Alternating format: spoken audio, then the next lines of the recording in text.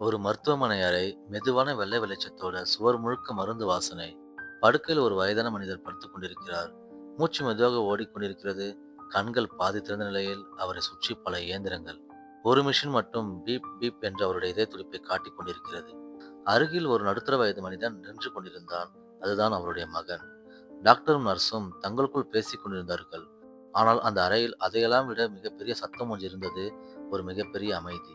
அப்பாவும் மகனும் ஒருவரை ஒருவர் பார்த்து கொண்டே இருந்தார்கள். உதடு அசைந்தது, ஆனால் வார்த்தை வரவில்லை. இரண்டு கண்களும் மட்டும் ஒரே விஷயத்தை கேட்டுக்கொண்டிருந்தது. மன்னித்து விடு. அப்பா ரொம்ப ஒழுக்கமான மனிதர். கடினமாக உழைத்தவர். தன் வாழ்க்கையில் இருந்த பல ஆசைகளை தள்ளி வைத்தவர். ஏனென்றால் அவருக்கு ஒரே ஒரு கனவு மட்டும்தான் இருந்தது. அவருடைய மகன் நிம்மதியாக வாழ வேண்டும். மகன் கேட்டதையெல்லாம் வாங்கி கொடுத்தார்.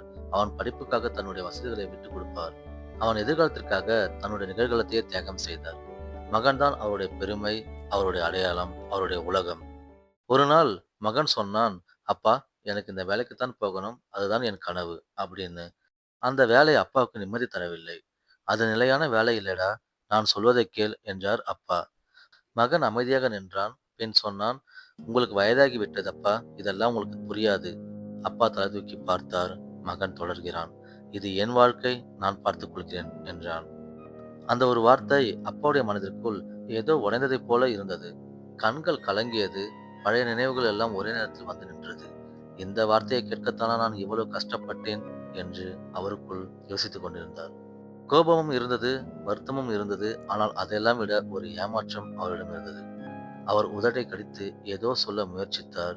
பின் மெதுவாக சொன்னார், சரி, நீ போ.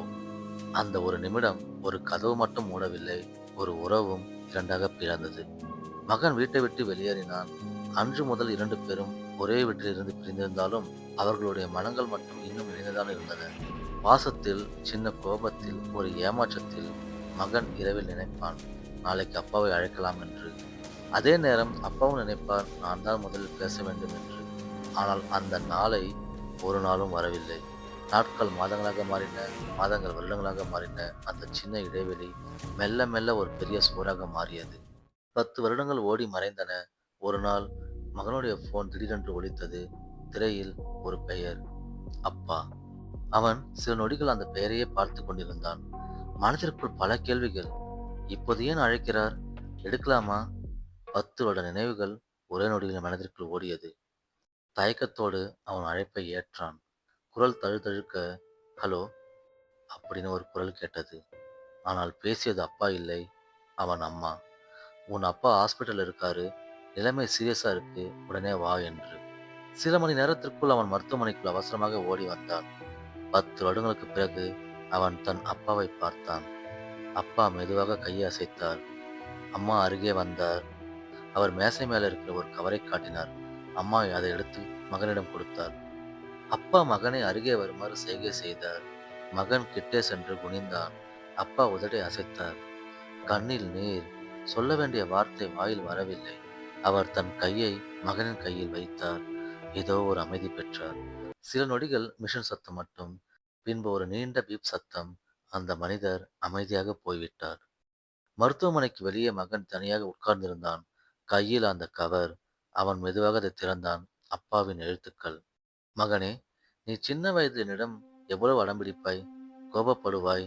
ஆனால் நான் வேலையிலிருந்து வீட்டுக்கு வந்தவுடனே அந்த கோபம் மறந்து என்னிடம் ஓடி வந்து சிரித்து பேசுவாய். அந்த மாதிரி ஒரு நாள் நீ திரும்பி வருவாய் என்று நான் காத்திருக்காத நாள் இல்லை. என் எதிர்காலத்தை நான் தியாகம் செய்தது உன் எதிர்காலத்திற்காகத்தான். உன் வாழ்க்கை தவறான பாதையில் போய்விடுமோ என்ற அக்கறையில்தான் நான் உன்னிடம் கடுமையாக நடந்தேன். என் வளர்ப்பு உன்னை தைரியமான மனிதனாக மாற்றியிருக்கிறது. அது இந்த அப்பாவுக்கு ரொம்ப சந்தோஷம்ப்பா. ஒரு விஷயம் மட்டும் தெரிந்து கொள். நான் உன்னை நினைத்து ஏங்காத ஒரு நாளும் இல்லை. இந்த வார்த்தைகளை நேரில் சொல்ல வேண்டும் என்று எவ்வளவு நாட்களாக தோன்றியது. ஆனால் இந்த மனசு அதை தடுத்துக் கொண்டே இருந்தது. இந்த அப்பாவுக்கு உன்மேல் எந்த கோபமும் இல்லை. மன்னித்து விடு அப்பா என்று அந்த கடிதத்தை அவன் வாசித்து முடிக்கிறான் கண்ணீர்களோடு. நண்பர்களே, நம்மில் பலர் அப்பாவை கண்ணுக்கு தெரியாத வில்லனைப் போலதான் பார்க்கிறோம். ஆனால் அவர் நமது அறிவு கெட்டாத ஒரு ஆசான். அம்மா பாசம் எளிதாக தெரியும். ஆனால் அப்பா தியாகம் அவ்வளவு சீக்கிரமாக புரியாது. உங்கள் எதிர்காலத்திற்காக தன் நிகழ்காலத்தையே தியாகம் செய்பவர் தான் அப்பா. இதெல்லாம் பலருக்கு தாங்களே அப்பா ஆன பிறகுதான் புரியும். ஆனால் அப்போது அவரிடம் இதை பகிர அவர் அருகில் இருக்க மாட்டார். அப்பா என்பவர் ஒரு பிள்ளைக்கு மிகப்பெரிய பலம். அவர் இருக்கும்போதே அவரை கொண்டாடுங்கள். முடிந்தவரை அவருக்கு அமைதியையும் நிம்மதியும் நிறைந்த ஒரு வாழ்க்கையை கொடுங்கள். இது இதயம் பேசும் நேரம், சிந்தனைக்கு உயிர் கொடுக்கும் கதைகள். இந்த மாதிரி கதைகளை கேட்க இந்த சேனலை சப்ஸ்கிரைப் செய்யவும்.